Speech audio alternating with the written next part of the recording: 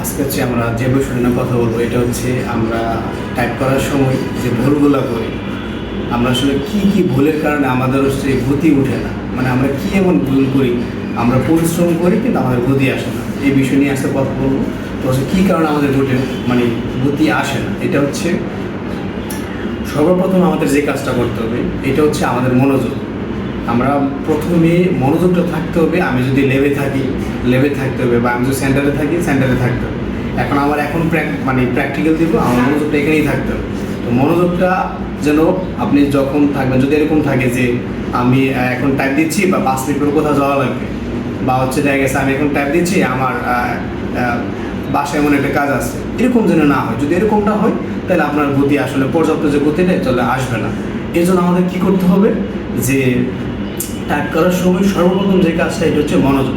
আপনি মনোযোগটা রেখে তারপরে কী কী ভুলগুলোর কারণে আমরা হচ্ছে গতি বৃদ্ধি পাই না, এটা আমি হচ্ছে এখন দেখাচ্ছি হাতে কলমে। আচ্ছা, আমরা হচ্ছে যে ভুলটা করি এটা হচ্ছে দেখা গেছে আমরা টাইপ করার সময় সবচাইতে যে ভুলগুলো করি এর মধ্যে প্রথম যে ভুলটা, আমরা এই যে শিফট হচ্ছে আমরা কি করি, দেখা গেছে যখন এই শিফটগুলো আমরা ক্লিক দিই তখন এই যে আমাদের যে দুই হাত আছে ডান বাম, তো আমরা যখন হচ্ছে আমরা শিফট ধরবো তখন কিন্তু শিফট দুনো আঙুলের প্রেস করতে হবে। যখন এ পাশে লিখবো এ পাশে ক্লিক দিব, যখন এ পাশে লিখবো এ পাশে ক্লিক দিব। তো শিফট যেন আমরা দুটোটা ইউজ করি, যেন একটা কখনোই ইউজ না করি। অনেকে দেখা গেছে একটা ইউজ করে, এটা যেন কখনো না হয়, তাহলে আপনার গতিটা বৃদ্ধি পাবে না। তারপরে আসি আমরা এই যে এখানে আছে আমার হাতটায় যেভাবে বসানো, এটা হচ্ছে হোম কি। তো এখানে বসানোর পরে আমার হচ্ছে এখানে কি দন্তান্ন আছে, তো এই দন্তান্নটা হচ্ছে বাংলাদেশের বাংলাদেশের বি বা দন্তান্ন, এই দন্তান্নটা আমরা কিন্তু এই আঙুল দিয়ে ডান হাতের তর্জনী দিই। এটা কিন্তু কাছে বলে আমরা এখানে দিয়ে দিই, কিন্তু আসলে কিন্তু এটা সঠিক প্রসেসিং না। আমরা কি করব, আমরা হচ্ছে এই বাংলাদেশের বি বা দন্তান্ন, এটা হচ্ছে আমরা এই বাম হাতের এই যে বাম হাতের এই যে তর্জনী আঙুল দিয়ে হচ্ছে আমরা এই দন্তান্ন অথবা বিটা দিব। ঠিক আছে, এটা যেন আমরা এই দন্তান্ন যেন আমরা কখনোই ডান হাত দিয়ে না দিই, আমরা দিব হচ্ছে কি দিয়ে, এই যে বাম হাতের তর্জনী আঙুল দিয়ে দিব, এই যে এখান থেকে এভাবে যেন না দিই। ঠিক আছে, অথবা আরেকটা যে ভুলগুলো করি আমরা, এটা আসলে নতুন যারা ওদেরই ভুল হওয়ার কথা। আমরা যখন হচ্ছে এই যে এইখানে যে নিচের যে ওয়ার্ডটা আছে, যখন আমরা এখানে দেখা গেছে BNM এগুলো যখন টাইপ করব তখন আমরা যেন এই বৃদ্ধাঙ্গুল ব্যবহার না করি। আমরা দেখা গেছে অনেক সময় এই বৃদ্ধাঙ্গুলে ক্লিক দিয়ে দিই, এটা যেন কখনো না হয়।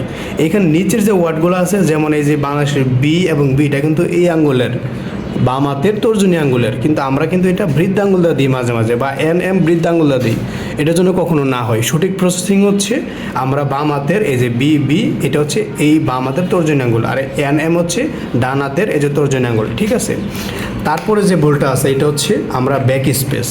এই যে ব্যাক স্পেস আপনি একটা জিনিস ফলো করেন, ব্যাক স্পেস আমরা সবসময় দেখেন কনিষ্ঠ আঙ্গুল দিয়ে দিব, কনিষ্ঠ আঙ্গুল দেওয়া, কিন্তু আমরা যদি এই যে এ আঙ্গুল দিয়ে দিই বা এটা দিয়ে দিই, বা অনেকে এইভাবে দেয়, এইভাবে দিচ্ছে অথবা এইভাবে দিচ্ছে, এইভাবে এই যে হাত উঠায়া, আমরা যদি হাতটা এইখান থেকে উঠাইয়া দিই তাহলে আপনি একটা জিনিস ফলো করে দেখেন, আমরা যদি এইখান থেকে হাতটা বসানো আছে, আমরা যদি এটা দিয়ে দিই দেখেন পুরো হাতটা চলে গেছে। তাহলে আমরা একটু কাউন্ট করি, আমরা যদি 5 মিনিটের বাংলা টাইপ করি তাহলে হচ্ছে আমরা কী করবো, এই যে আমরা যদি এভাবে যদি আমরা বলে যদি এটা উঠাইয়া এই আঙ্গুল দিয়ে ব্যাক স্পেস দিই তাহলে আমাদের কী হবে, এই যে 1 সেকেন্ড উঠাইলাম, 2 সেকেন্ড ক্লিক দিলাম, 3 সেকেন্ড বসাইলাম।